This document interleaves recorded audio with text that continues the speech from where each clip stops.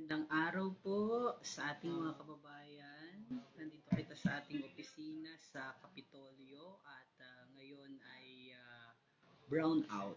Nandito po kita sa opisina ng Philippine Information Agency dito po sa Marinduque, particular dito sa may Barangay Santol, Buwak Marinduque. So dito po matatagpuan ang opisina ng Philippine Information Agency Marinduque. Kanina, mga bandang siguro mga 10 minutes ago ay nawalan po ng supply ng kuryente dito sa ating opisina at naalaman ko na ito pala ay sa buong Marinduque.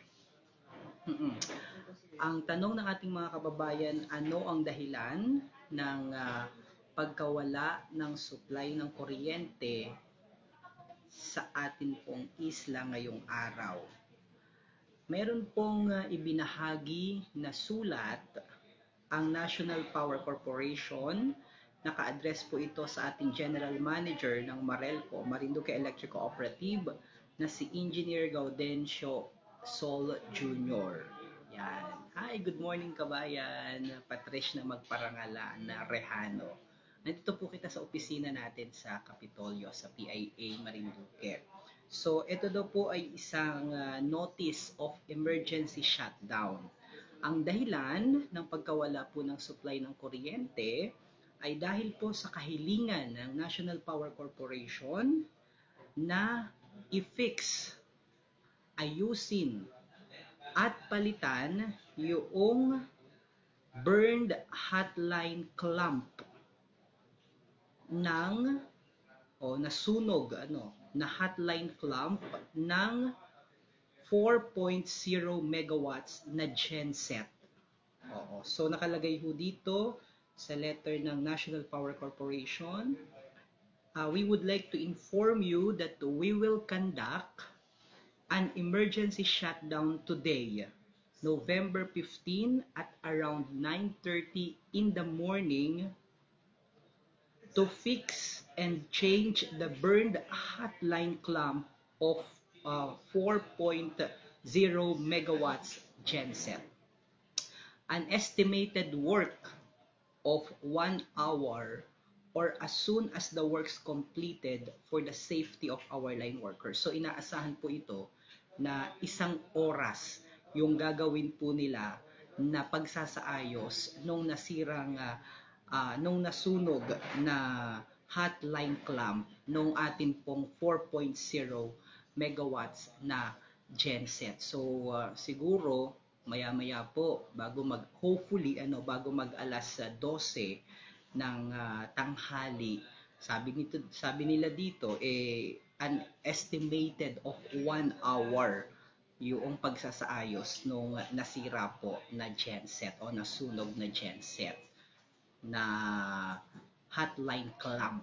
Though medyo technical, hayaan nyo, tatanungin natin sa kaibigan natin, Direktor ng Gasan, si Boyet Villamin, kung anong ibig sabihin noong hotline clamp na ito para maipaliwanag natin sa ating mga kababayan. Ito po yung nilalaman ng kanila pong notice, nung kanila pong emergency notice or notice of emergency shutdown na nanggaling naman po sa NAPOCOR. So mga kababayan, kung may mga tanong po kayo, anong dahilan ng pagkawala ng supply ng kuryente ngayong araw, base po dito ay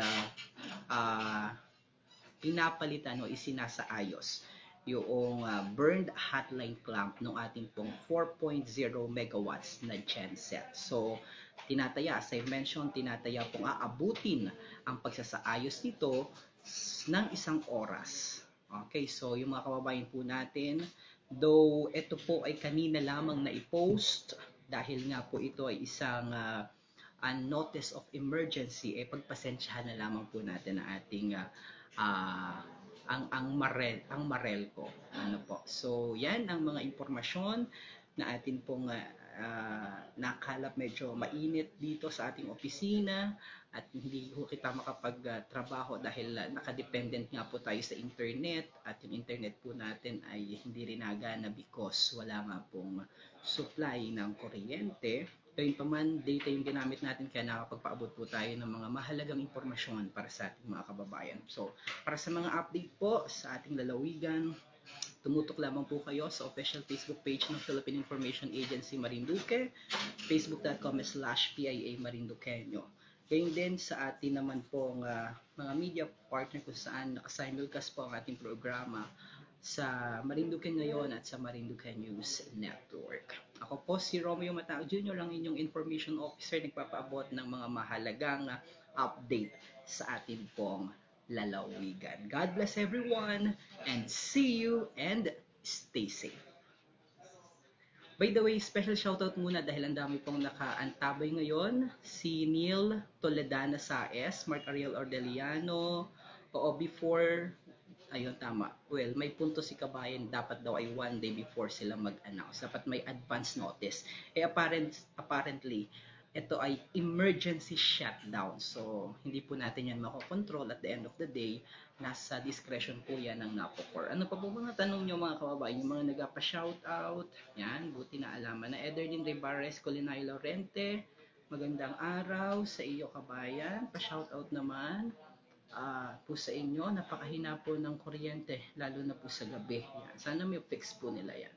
Si Alvin Constantine is watching. Angelisa Natal, ano pong oras magkakaroon? Hopefully, ay before 12 in the afternoon ho, bago mag-lunch, dahil nakalagay po dito sa kanilang letter sa notice of emergency shutdown, 1 oras ang tinatayang aabutin ng 1 oras ang nasabing pagsasaayos ng naturang 4.0 megawatts na genset. Okay? Ako po'y pansamantalang mag-apaalam. Ingat po kayo palagi mga kababayan dahil ako po'y napapawisan na ng gusto dahil medyo mainit dito sa ating opisina. Bye-bye!